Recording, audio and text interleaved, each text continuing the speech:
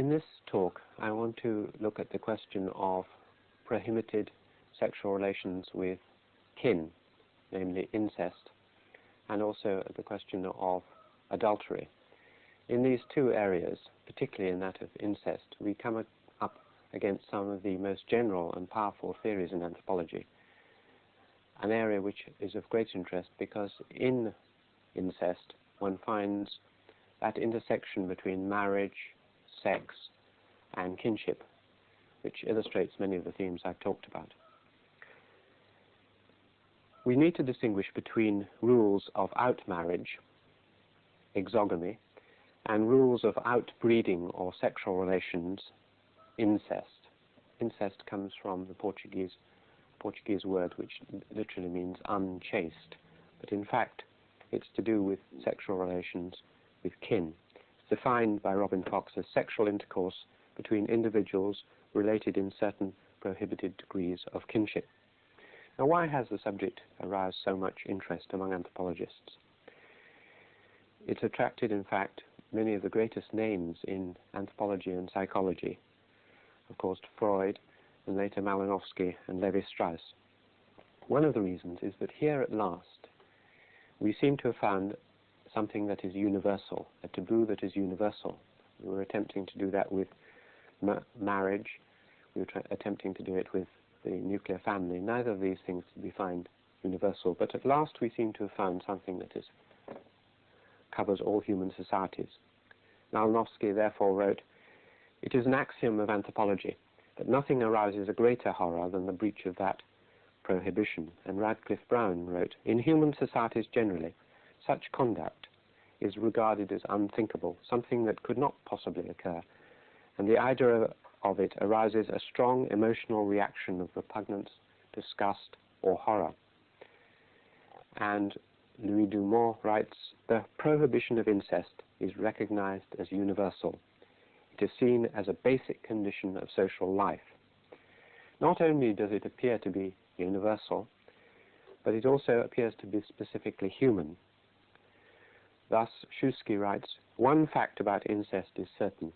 It is uniquely human. No other primates have such a norm."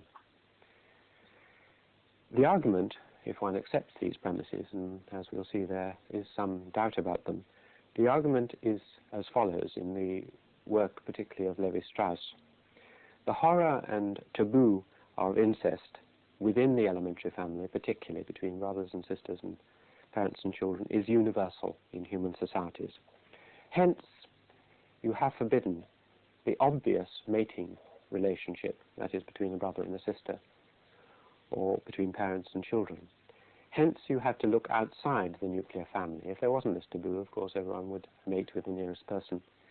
You have to look outside, and outmarriage sets up the whole system of kinship and marriage, which is the basis of social organization in many societies. Furthermore, the conflict between the desire, an implicit desire to actually have to mate with a very close relative, and the rules that you may not do so, generate the psychological and cultural features in which we are interested. They set up the whole social system upon which human societies are based. Hence, as Levi-Strauss puts it, if social organization had a beginning, this could only have consisted in the incest prohibition. It is there and only there that we find a passage from nature to culture, from animal to human life. And when words like nature and culture are used by anthropologists, they have a very deep meaning. The natural things are prohibited, and therefore we have the whole erection of rules, language, cultural systems. But let's look a bit more closely at the premises before we discuss the theories. Firstly, is this unique to man? Well, there has been a good deal of discussion, and recent investigation of some of the primates suggests that, in fact, some of these species, in fact, do have prohibitions on close mating. Whether you can call it an incest taboo, in the sense that it's not actually something about which the culture is aware, is questionable, but there are clearly prohibitions on close mating between certain species, both of ducks, as Lawrence showed, and also some of the primates. Therefore, it may not be a specifically human characteristic. Secondly, there is the question of a universal horror and taboo. We ourselves in our own society haven't characteristically had a great horror of this subject. Unlike the masturbation and bestiality taboos I've talked about, incest historically in Western societies has been treated moderately lightly. It wasn't an offence for which you were heavily punished, and when it occurred, people don't seem to have been regarded with that absolute horror that one finds with these other offences. And this is the case in a number of simpler societies as well. Among the mountain Arapesh of New Guinea, for example, Margaret Mead recounts how the natives didn't even have a word for anything that approached incest. They had no awareness of what the term meant. It had to be explained to them what the anthropologist was looking for. Among the Talensi, studied by Maya Fortes, you find that brother-sister and father-daughter incest was treated with complete scorn, and they couldn't really believe that this sort of thing occurred. There was incredulity. Among the Kondo of South Africa, as in many societies, there's what is much more common, which is a combination of an oral tradition that if incest occurs, then we would be horrified and we would outlaw the people and we would stone them to death and they would be so ashamed, with a much milder attitude to actual cases. The two most extreme cases that anthropologists have often cited of an incest taboo and horror are the Apache Indians and the Trobriand Islands. But if you in fact look at these and the actual treatment of incest cases, again you find that the treatment is much lighter than the supposed general attitude. For example, Alnoski, writing about the Trobriands, writes that in spite of the seemingly absolute taboo, in spite of real and overwhelming abhorrence felt by the natives, cases of brother-sister incest do yet actually occur, and when they do, nothing happens. Father-daughter incest also occurs. They are universally known, but they were spoken of with great discretion and never before the people concerned. Well, an attitude in which you are so discreet in front of the people suggests something less than that horror about which anthropologists seem to be agreed.